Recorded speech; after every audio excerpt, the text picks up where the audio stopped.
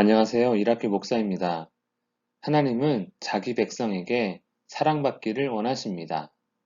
그리고 백성 간에 서로 사랑하기를 원하십니다. 출애굽기 20장 12절에서 17절입니다. 10계명 중 다섯 번째 계명은 내 부모를 공경하라입니다. 하나님만큼이나 나를 사랑해 주시는 부모님입니다.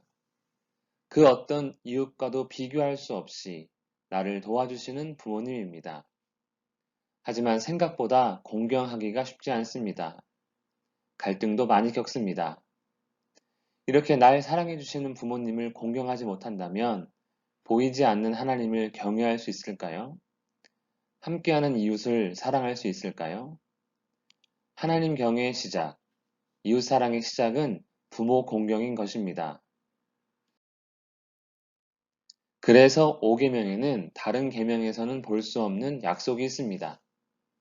인생의 형통함을 원한다면 부모를 공경하라입니다.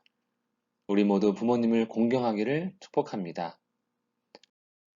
6계명, 살인하지 말라입니다. 인류의 첫 번째 살인인 가인이 자기 동생 아벨을 죽인 일을 보면 살인은 상대방만이 아니라 자신도 죽이는 일이 됨을 알 수 있습니다. 뿐만 아니라 생명은 하나님의 주권에 속했습니다. 그렇기에 다른 사람의 생명에 해를 가하는 일은 그 사람에게만이 아니라 주권자이신 하나님께도 큰 죄가 됩니다. 반대로 생각해보면 생명을 귀히 여기는 일은 하나님의 주권을 인정하는 것이요. 하나님께서 기뻐하시는 일이 됩니다. 세상에 존재하는 국가, 회사와 같은 조직은 타락 이후에 만들어진 것들입니다. 그러나 결혼, 곧 가정은 그렇지 않습니다. 하나님께서 창조 때 함께 만드신 것으로 사랑 가운데 남편과 아내는 한 몸이 되었습니다.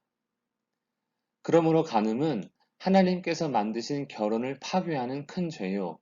한 몸 된 남편과 아내를 분열시키는 죄입니다. 또한 생육하고 번성하라는 태초의 복에 참여할 수 없게 만듭니다.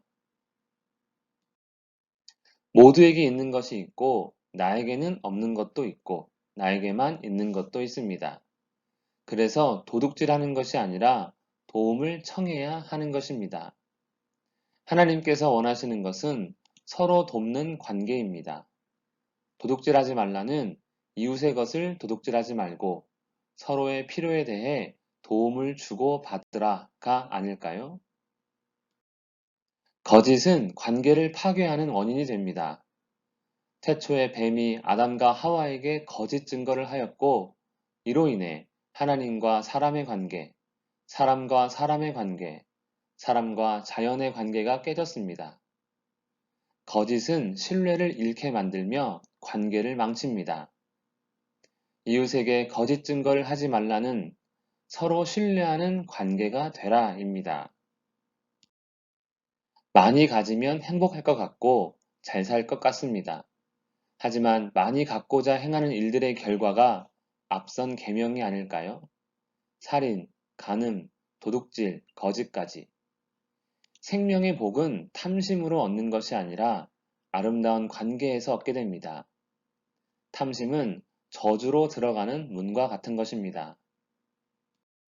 십계명은 우리를 가두기 위한 감옥과 같은 율법이 아니라 하나님과 이웃과의 관계에서 복을 누리기 위한 원리가 됩니다. 하나님을 경외하며 이웃을 사랑함으로 복을 누리는 우리가 되기를 축복합니다. 기도하겠습니다. 살아계신 하나님 아버지, 참으로 하나님의 뜻 안에서 하나님을 사랑하고 이웃을 사랑하기를 원합니다. 진실한 마음을 주시고 사랑으로 충만케 하여 주시옵소서. 예수님의 이름으로 기도합니다. 아멘.